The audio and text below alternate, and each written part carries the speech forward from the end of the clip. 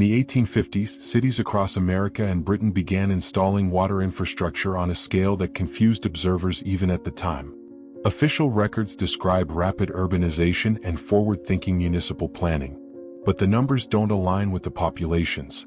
Philadelphia's Fairmount Water Works, completed in 1815, could deliver 6 million gallons per day to a city of roughly 100,000 people.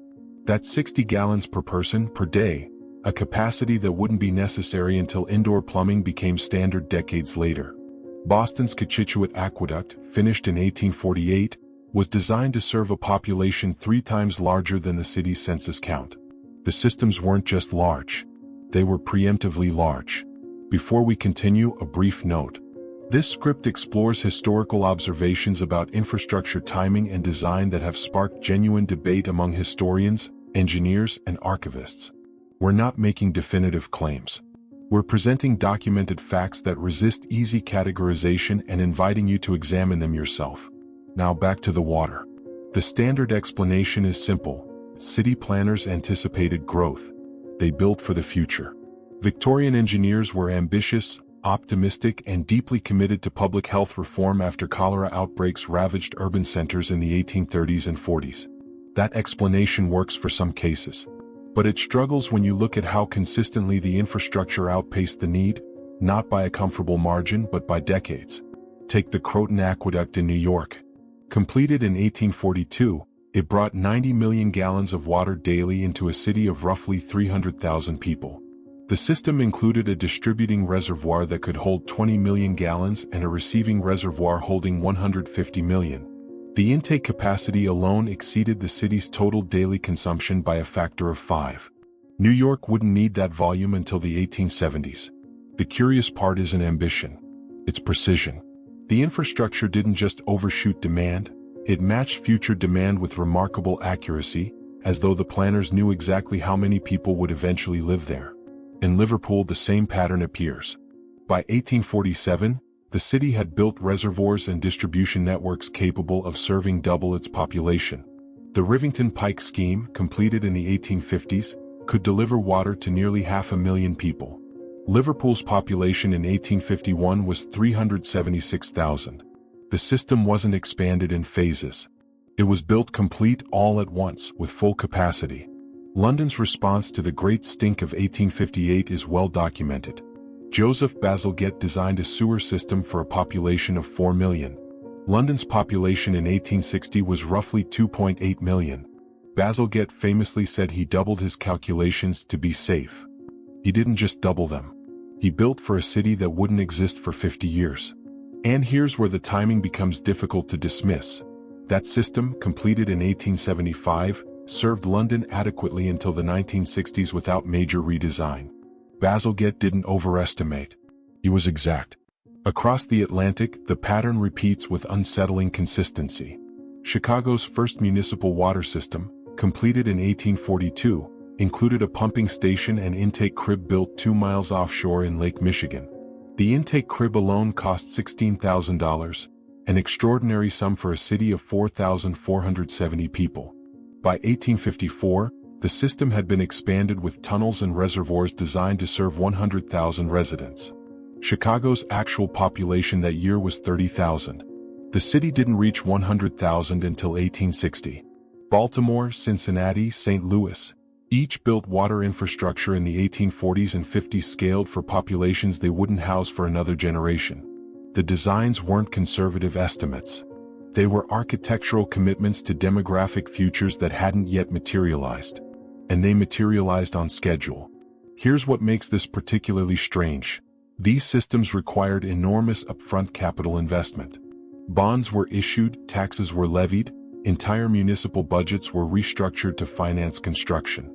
Citizens at the time openly questioned the expense. Newspapers ran editorials criticizing wasteful overbuilding. Yet the projects proceeded and the infrastructure sat underutilized for years. Why would cash-strapped cities in the 1840s, many still recovering from the Panic of 1837, commit to infrastructure they demonstrably didn't need? The standard answer points to visionary leadership and public health urgency. Cholera epidemics were real. The need for clean water was undeniable. Victorian engineers were trained to think in generational timescales. But that doesn't explain the consistency. It doesn't explain why cities separated by thousands of miles, with no coordinating body, no central planning authority, and radically different governance structures, all arrived at nearly identical capacity to population ratios. It doesn't explain why the overbuilding stopped being over at almost exactly the right moment. There's another detail that rarely gets mentioned. Many of these systems included features that only make sense if the designers expected specific types of future uses that didn't exist yet. The Croton Aqueduct's distribution network included provisions for fire hydrants at a density far exceeding what the city needed in 1842. Fire hydrants were useful, certainly, but the spacing and pressure requirements suggest the system was designed for a built environment that hadn't been constructed yet. Taller buildings, denser blocks, materials that would burn hotter and faster. Philadelphia's water system included oversized mains running through undeveloped districts on the city's periphery. These weren't exploratory lines. They were full-capacity mains installed in areas with no buildings, no residents, no apparent justification. When those districts were eventually developed in the 1870s and 80s, the water mains were already there, waiting. The timeline compounds. Most of these projects were designed between 1835 and 1855, a 20-year window during which dozens of major cities on both sides of the Atlantic committed to infrastructure programs that wouldn't be fully utilized until the late 19th century. The engineering manuals of the period reflect an unusual certainty. They specify capacities, flow rates, and distribution densities with little visible debate about what those numbers should be. The calculations appear settled, standardized, as though referencing a common framework that no longer exists in the written record. If that framework existed, we don't know where it came from. What we know is this. By the 1880s, the water systems built in the 1840s and 50s were operating at or near capacity. The cities had grown into the infrastructure, not around it, into it. And that raises a question that doesn't resolve easily. Were they building for the future? The pattern extends beyond water. In 1825, the Erie Canal opened across 363 miles of upstate New York. The project took 8 years and cost $7 million, roughly $200 million in today's terms. At the time, it was the longest canal in the Western Hemisphere, cutting through wilderness that had barely been surveyed. The official story is well known. The canal connected the Great Lakes to the Atlantic, transforming New York into a commercial powerhouse and opening the interior for settlement. But here's what's less discussed. The canal was built to dimensions that exceeded any immediate commercial need. It was 40 feet wide and 4 feet deep along most of its length. The locks were sized to handle boats carrying 30 tons of cargo. In 1825, there weren't enough goods moving through the region to justify that capacity. The agricultural surplus of western New York and Ohio couldn't fill those boats. The population centers that would eventually generate the traffic didn't exist yet. The canal sat underutilized for nearly a decade. Then suddenly the traffic arrived. By 1836, the Erie Canal was operating at capacity. The boats, the cargo, the economic activity, it all materialized as though on schedule. Within 15 years, the canal was being widened because it couldn't handle the volume. The enlargement, completed in 1862, brought the canal to 70 feet wide and 7 feet deep. Those new dimensions had been proposed in the original 1817 survey. They'd been planned from the beginning. The railroad expansion of the 1840s and 50s follows a similar trajectory. Between 1840 and 1860, the United States built over 30,000 miles of railroad track. Britain added another 10,000 miles in the same period. The construction boom is typically framed as a response to demand, a transportation revolution driven by commerce, immigration, and manifest destiny. But when you examine the routes, something odd appears. Many lines were built through regions with minimal population and no obvious freight sources. The Illinois Central Railroad, chartered in 1851, ran 700 miles through largely empty prairie. The land grants that financed it were justified by the promise of future settlement, but the railroad was built to mainline standards. Heavy rails, substantial grading, bridges designed for loads that wouldn't exist for years. It wasn't a speculative branch line. It was infrastructure built as though the demand already existed. And then the demand did exist. By the 1860s, those empty prairies were filling with towns. The populations arrived in waves, settling along the rail lines in patterns that matched the infrastructure. The stations became villages. The villages became towns. The towns grew into the rail capacity as though the railroad had somehow anticipated exactly where and when people would live. The same timing appears in Britain. The railway mania of the 1840s produced over 6,000 miles of new track between 1844 and 1847. Hundreds of companies were chartered. Thousands of miles were surveyed and graded. The capital investment was staggering, nearly £200 million, much of it borrowed. And much of it went to lines that didn't make immediate financial sense. The Great Western Railway's broad gauge system, engineered by Isambard Kingdom Brunel, was designed for speeds and capacities that the locomotives of the 1840s couldn't achieve. The tunnels were oversized. The stations were built for passenger volumes that wouldn't materialize for a generation. The infrastructure anticipated technologies that hadn't been invented yet. By the 1870s, those technologies existed. The trains got faster.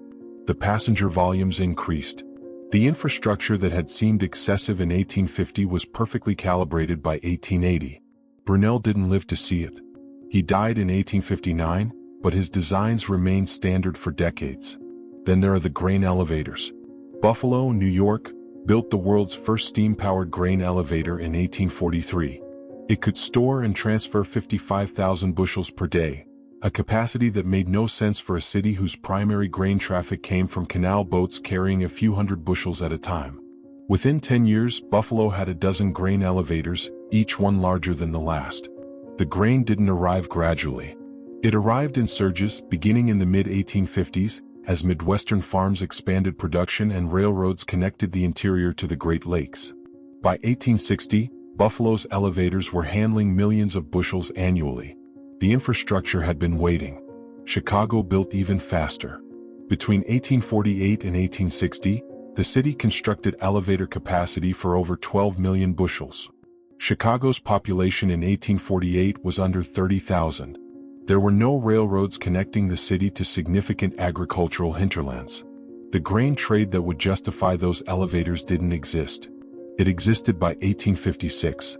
The elevators filled, the city grew, and the infrastructure that had seemed speculative became essential. The timing once again was exact. Gas lighting systems show the same pattern. London began installing gas mains in the 1810s, initially for street lighting. By the 1840s, the network had expanded to include residential service, with mains running through districts that were still partially undeveloped. The infrastructure was built for densities that wouldn't arrive until the 1860s and 70s. In American cities, the timing compresses even further. Baltimore's gas system, established in 1816, included mains laid through areas that had no buildings. Philadelphia's system, begun in 1835, was designed for a distribution network 3 times larger than the city's existing built environment. The gas companies justified the expense by projecting future growth, but the projections weren't conservative estimates. They were precise predictions, and they came true. By the 1870s, those empty districts were full. The gas mains were operational. The systems that had sat underutilized for decades were suddenly essential. The administrative systems that managed all this infrastructure are equally strange. Between 1830 and 1860, dozens of cities established boards of water commissioners, street departments, and public works bureaus, centralized municipal agencies with standardized organizational structures. These agencies didn't evolve slowly. They appeared rapidly, often with similar charters, similar funding mechanisms, and similar engineering standards. The manuals they used were nearly identical. Boston's Water Commission, established in 1845, operated under regulations that closely mirrored those adopted by Philadelphia in 1835 and New York in 1842. The language was different, but the structures were the same. Oversight boards, engineering departments, public bidding processes, standardized contract terms. There's no evidence of direct coordination. No regional conferences, no centralized planning authority, no published best practices circulating between cities. Yet the systems converged with remarkable speed. By 1860, a civil engineer trained in Philadelphia could move to Chicago or Baltimore or Boston and encounter governance structures that were functionally interchangeable. The bureaucracy had standardized across regions, as though following a template that no one can now locate. Storage infrastructure follows the same arc. Warehouses, docks, freight depots, all built in the 1840s and 50s at scales that exceeded immediate need. New York's waterfront infrastructure, expanded dramatically between 1840 and 1860, included piers and warehouses designed for cargo volumes the city wasn't yet handling. The volumes arrived in the 1860s. Liverpool's Albert Dock, completed in 1846, was the largest enclosed dock system in the world. It could handle ships and cargo volumes that Liverpool's trade didn't yet justify. The dock was criticized at the time as a financial risk, an unnecessary extravagance. By the 1860s, it was operating at capacity. The pattern repeats. Infrastructure built ahead of need, criticized as wasteful, then filled to capacity within 10 to 20 years. Not slowly. Not unevenly. On schedule. The question isn't whether Victorian engineers were ambitious. They were. The question is how they knew. How did they calculate capacities for populations that didn't exist, for technologies that hadn't been invented, for economic activity that hadn't yet materialized? And why did those calculations prove correct with such consistency? The standard explanations point to industrial optimism, public health imperatives, and generational thinking. Those factors were real. But they don't account for the precision. They don't explain why cities across two continents, working independently, arrived at the same capacity ratios, the same timing windows, the same infrastructural logic. What they were building for arrived. And when it did, observers began using a word to describe the systems that had been waiting. The word Tartaria appears on European maps as early as the 15th century. It referred to the vast territories of Central Asia, a catch-all term for regions beyond the familiar borders of European knowledge. The name carried no mystery then. It was simply geography. By the 19th century, the term had faded from official use, replaced by more specific regional designations as cartography improved. Then, in the 21st century, it returned, not as geography but as interpretation.